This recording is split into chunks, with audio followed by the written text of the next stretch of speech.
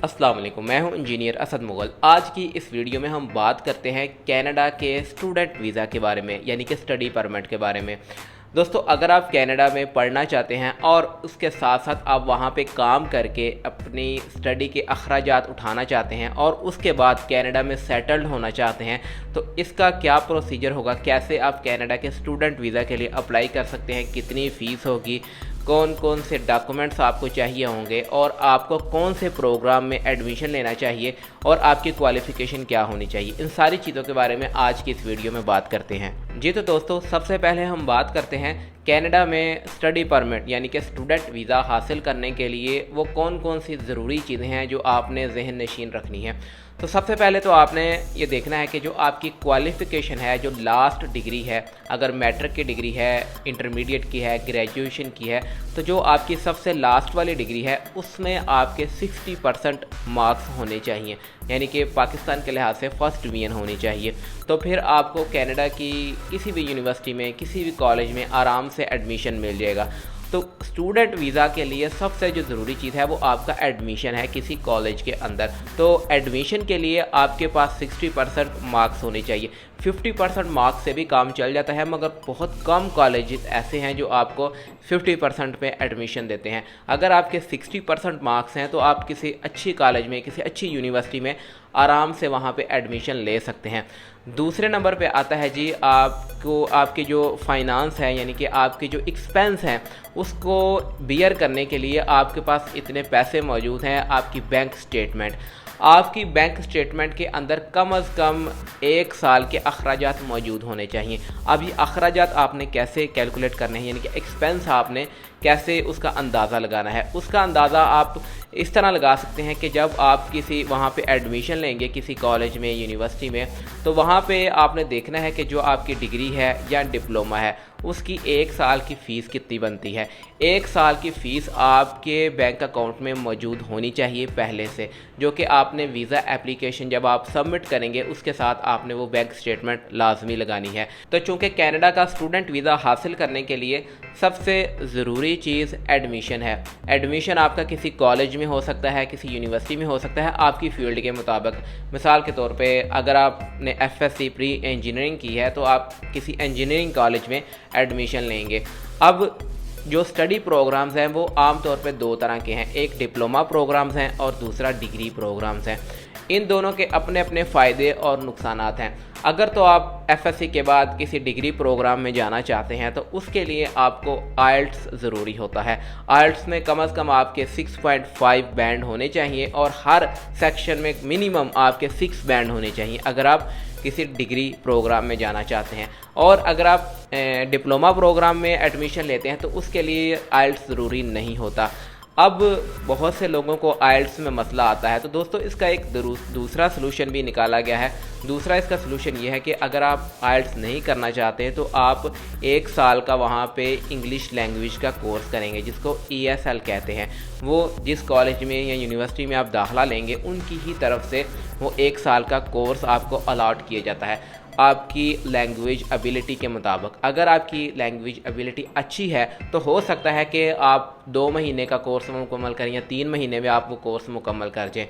आम तौर पे इसका ड्यूरेशन मैक्सिमम 1 साल तक होता है। उसके बाद आप अपना जो डिग्री प्रोग्राम है उसको जारी रख सकते हैं। तो ये तो मैंने आपको इसकी डिग्री प्रोग्राम के बारे में बताया है। अगर हम इसकी फ़ीस की बात करें तो जितने भी डिप्लोमा प्रोग्राम्स हैं उनकी फ़ीस कम होती है। आम तौर पे जो इनकी फ़ीस है डिप्लोमा प्रोग्राम की, उनकी जो फ़ीस है वो तकरीबन 10,000 कैनेडियन डॉलर पर ईयर है और जो डिग्री प्रोग्राम्स हैं उनकी $15,000 से $25,000 पर ईयर फ़ीस होती है। इसके साथ साथ मैंने आपको बताया कि आपका IELTS अगर हो तो बहुत अच्छा है, वरना आपको वही 1 साल का जो इंग्लिश लैंग्वेज का कोर्स है वहाँ पे वो करना पड़ता है। अब ये एडमिशन की बात होगी।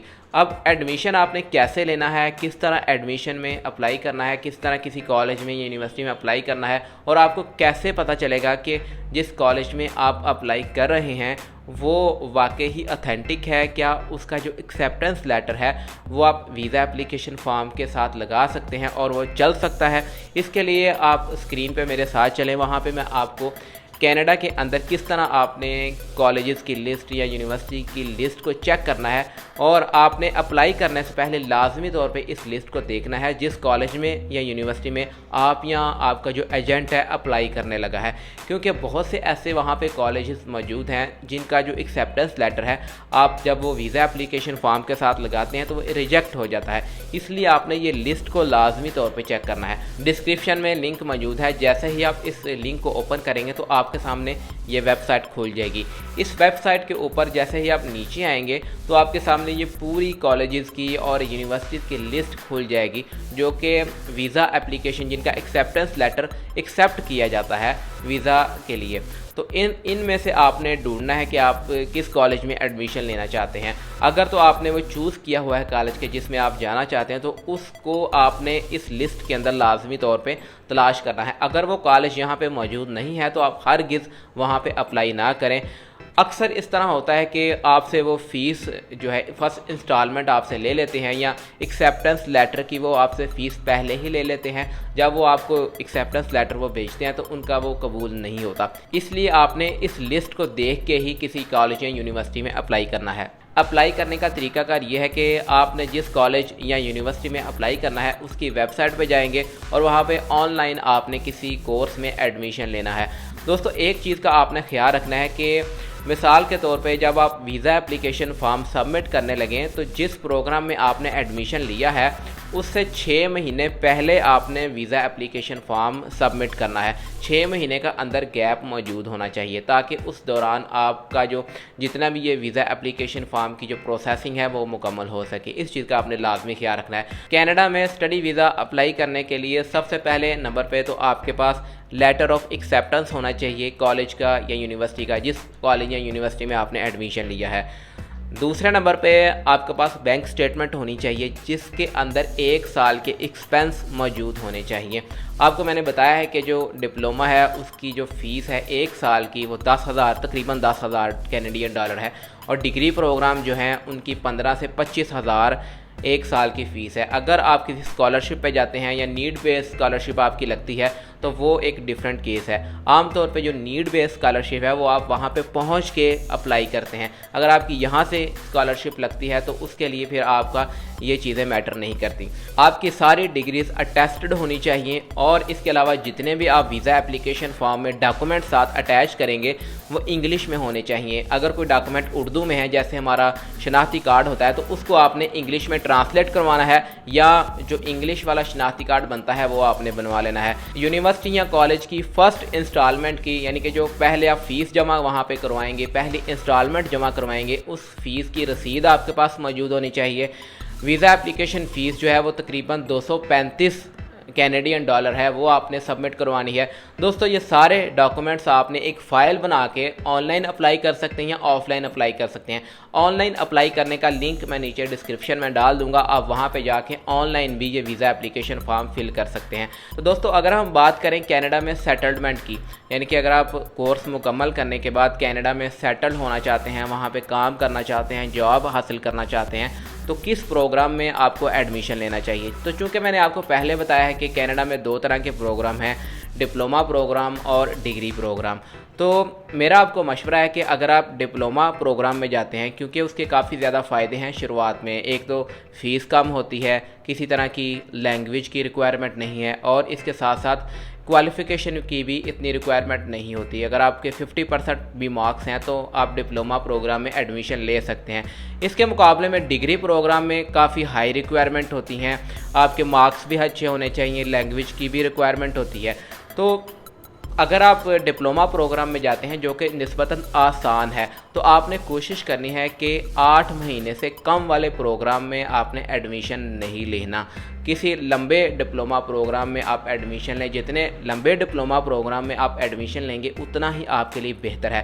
جو 8 مہینے سے کم والا ڈپلومہ پروگرام ہے اس میں آپ کو PSW کی سہولت نہیں ملتی، یعنی کہ آپ پوسٹ اسٹڈی ورک نہیں کر سکتے۔ पोस्ट स्टडी वर्क से मुराद ये है कि आप वहाँ पे कोर्स मुकम्मल करने के बाद वहाँ पे काम नहीं कर सकते। तो जितने भी ये डिग्री प्रोग्राम है उनमें तो ये लाजमी तौर पे शामिल होता है कि आप वहाँ पे डिग्री मुकम्मल करने के बाद वहाँ पे काम कर सकते हैं। तो डिप्लोमा प्रोग्राम में ये रेस्ट्रिक्शन आ जाती है, जो 8 महीने से कम वाले डिप्लोमा प्रोग्राम हैं उनमें आप PSW यानी कि पोस्ट स्टडी वर्क नहीं कर सकते।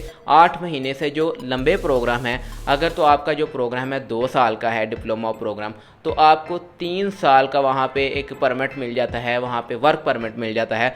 PSW स्टडी मुकम्मल करने के बाद आप वहाँ पे जॉब कर सकते हैं। तो इसमें आपके काफ़ी ज़्यादा चांसेस बढ़ जाते हैं वहाँ पे सेटलमेंट के। तो ये एक मेरा छोटा सा मशवरा था दोस्तों। इसके अलावा भी अगर आपके जहन में कोई सवालात हैं या आपको कहीं से समझ नहीं आई तो मुझे कमेंट करके ज़रूर पूछें, मैं इंशाल्लाह बर वक्त रिप्लाई करूँगा। वीडियो पसंद आए तो काइंडली इसको लाइक ज़रूर किया करें। मिलेंगे इंशाल्लाह एक नई वीडियो के साथ, तब तक के लिए मुझे इजाज़त दें। अल्लाह हाफिज़।